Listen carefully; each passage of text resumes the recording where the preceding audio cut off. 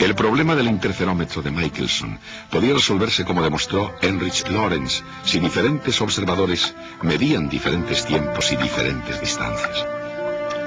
Pero Albert Einstein fue más lejos combinando espacio y tiempo en un continuo sin fisuras. Y la teoría especial de la relatividad de Einstein de 1905 fue solo el primer paso, no el último.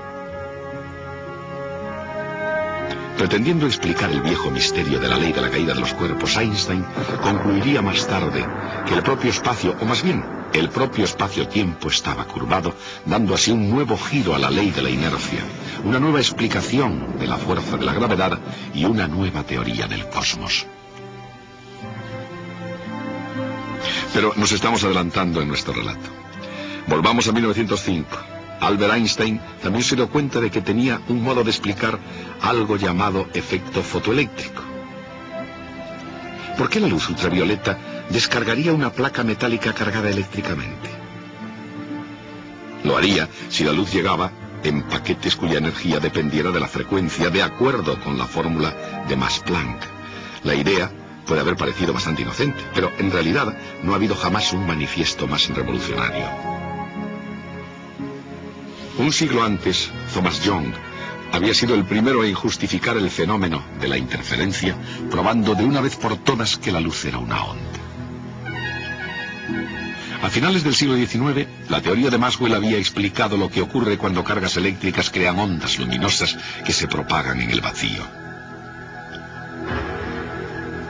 Pero el mundo de la física apenas se había sentado a descansar para gozar de su triunfo, cuando Albert Einstein, negándose a cabalgar sobre la cresta de la ola, dijo que la luz podría estar formada por partículas.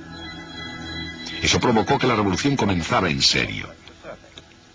Provocó a Ernest Rutherford, el cual desde el momento en que se dio cuenta de que algunos rayos alfa rebotaban en la plancha de metal, eran exactamente revoluciones lo que tenía en mente.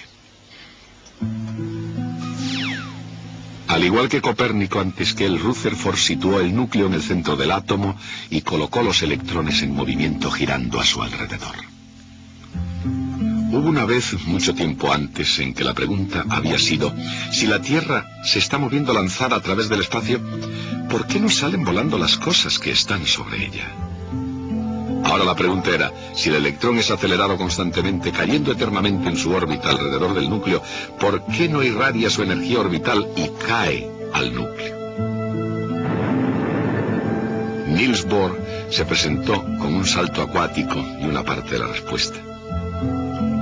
Solo se permitirían ciertas órbitas especiales, aquellas cuyos momentos cinéticos fueran múltiplos de h con barra. Y la luz solo podría ser emitida o absorbida en saltos entre órbitas. Eso es exactamente lo que se necesitaba para explicar el tamaño y el espectro del átomo de hidrógeno. ¿Qué se necesitaría para explicar por qué se permitían precisamente esas órbitas y no otras? El príncipe Luis de Boyle era un aristócrata como el que más, pero tenía también un espíritu democrático y un sentido de la igualdad de oportunidades. Dijo: si la luz puede estar formada por partículas, ¿por qué no pueden los electrones ser ondas? Las ondas del electrón producirían interferencias constructivas tan solo en las órbitas que el doctor Bohr había organizado. Y eso realmente provocó problemas. Mientras que el mundo de la física parecía ir de triunfo en triunfo, su propia estructura se estaba desenmarañando, o para expresarlo de otro modo, la dualidad partícula-onda parecía una metáfora defectuosamente mezclada. Indudablemente, las ondas de diferentes longitudes podrían combinarse en un paquete o en un bulto vagamente parecido a una partícula, pero entonces ésta ni siquiera tendría una cantidad de movimiento definida.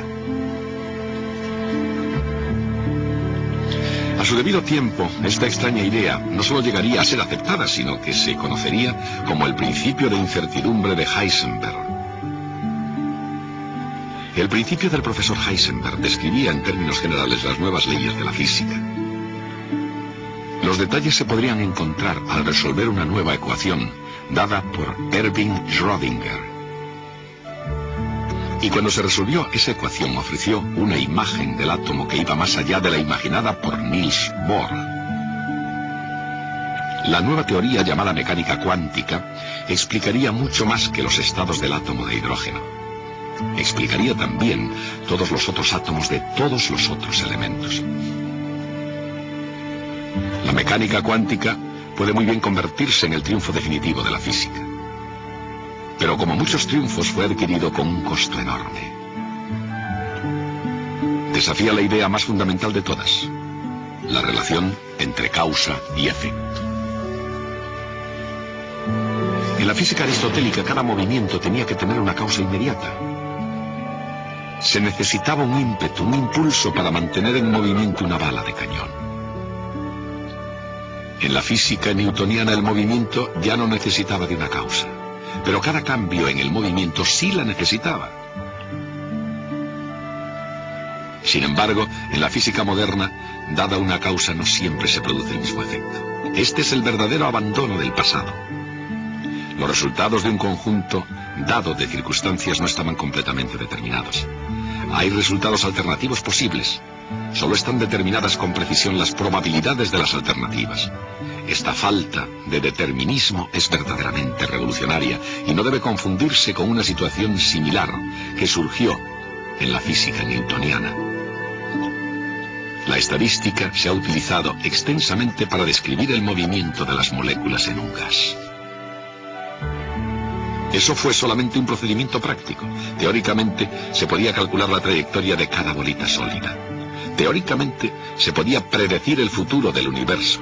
Sencillamente no era práctico hacerlo. Pero con la mecánica cuántica, la situación ha cambiado fundamentalmente. Como una cuestión de principios, las trayectorias de las partículas atómicas no pueden predecirse con exactitud y el futuro del universo no es predeterminado. En los países, como en los campos de la ciencia, tienen lugar revoluciones. Vienen y se van, y las cosas permanecen más o menos igual. Incluso en el universo mecánico cuántico, algunas cosas no han cambiado.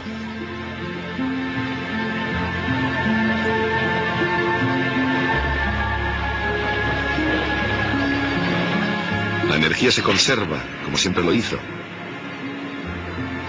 Y así la cantidad de movimiento. Y también el momento cinético. De hecho, esas mismas ideas residen en el propio corazón de la física moderna. Por ejemplo, en la teoría de la relatividad se conserva la cantidad de movimiento, aun cuando eso signifique que la masa debe aumentar con la velocidad. Y es precisamente por eso que energía es igual a m por c al cuadrado. Incluso Niels Bohr, a pesar de su audacia, no desafió la idea de que la energía se conserva siempre. Y la idea de energía sigue siendo fundamental incluso para las partículas fundamentales.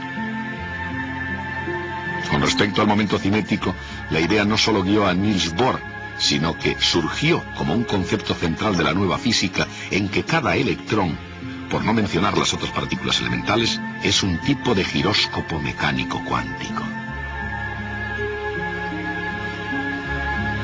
Y sin embargo, es difícil imaginar cambios más profundos que los originados por esas dos grandes revoluciones separadas solamente unos pocos cientos de años. Primero, las esferas de cristal de los antiguos se transformaron en una máquina racional perfectamente ordenada, el universo mecánico. Y luego, en un asombroso cambio de rumbo de los acontecimientos. El tiempo y el espacio, la materia y el movimiento, los émbolos y engranajes propios de la gran máquina se hicieron irreconocibles.